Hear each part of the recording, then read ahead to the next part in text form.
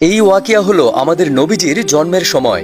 যখন হুজুর সাল্লাল্লাহু আলাইহি ওয়াসাল্লাম জন্ম নিলেন তখন পুরো কাবা শরীফ নূরে চমকাচ্ছিল। তিনি প্রথম ও শেষ মানুষ ছিলেন যার জন্মের সময় পুরো দুনিয়াতে অলৌকিক ঘটনা ঘটেছিল। ইতিহাস সাক্ষী এত বড় জনগোষ্ঠী আর কখনো একত্রিত হয়েছিল না যতটা হয়েছিল হযরত মুহাম্মদ সাল্লাল্লাহু আলাইহি ওয়াসাল্লামের জন্মের সময়। যখন আমাদের পেয়ারে নবীজির জন্ম হয়েছিল তখন তিনি কোনো সাধারণ বাচ্চার মতো কান্না করছিলেন না। দাই নবীজিকে গোসল করাতে গিয়ে দেখে আগে থেকেই গোসল করানো ছিল। আপনার দাদা আপনাকে কোলে নিয়ে কাবা শরীফের দেয়াল ছুঁয়ে আল্লাহর কাছে শুকরিয়া আদায় করলেন। উপস্থিত লোকজন সেখানে বিচলিত হয়ে গেলেন। তারা নিজেদের মধ্যে কথা বলতে লাগলেন, এই নুরানি বাচ্চার নাম কি রাখা যায়। তখন নবীজির দাদা আব্দুল মুত্তালিব নবীজিকে কোলে নিয়ে মানুষের উদ্দেশ্যে বললেন, এরকম নুরানি বাচ্চা এর আগে কখনো জন্ম হয়নি।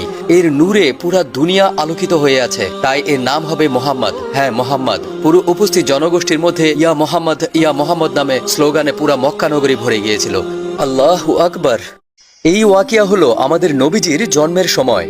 যখন হুজুর সাল্লাল্লাহু আলাইহি ওয়াসাল্লাম জন্ম নিলেন তখন পুরো কাবা শরীফ নূরে চমকাচ্ছিল। তিনি প্রথম ও শেষ মানুষ ছিলেন যার জন্মের সময় পুরো দুনিয়াতে অলৌকিক ঘটনা ঘটেছিল। ইতিহাস সাক্ষী এত বড় জনগোষ্ঠী আর কখনো একত্রিত হয়েছিল না যতটা হয়েছিল হযরত মুহাম্মদ সাল্লাল্লাহু আলাইহি ওয়াসাল্লামের জন্মের সময়।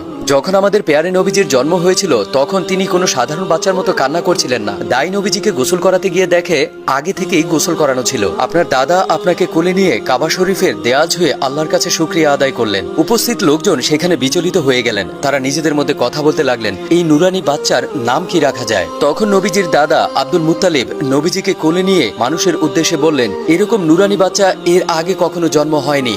এর নূরে পুরা দুনিয়া আলোকিত হয়ে আছে, তাই এর নাম হবে মোহাম্মদ। হ্যাঁ, মোহাম্মদ। পুরো উপস্থিত জনগোষ্ঠীর মধ্যে ইয়া মোহাম্মদ নামে স্লোগানে পুরা মক্কা নগরী ভরে গিয়েছিল। আল্লাহু আকবার।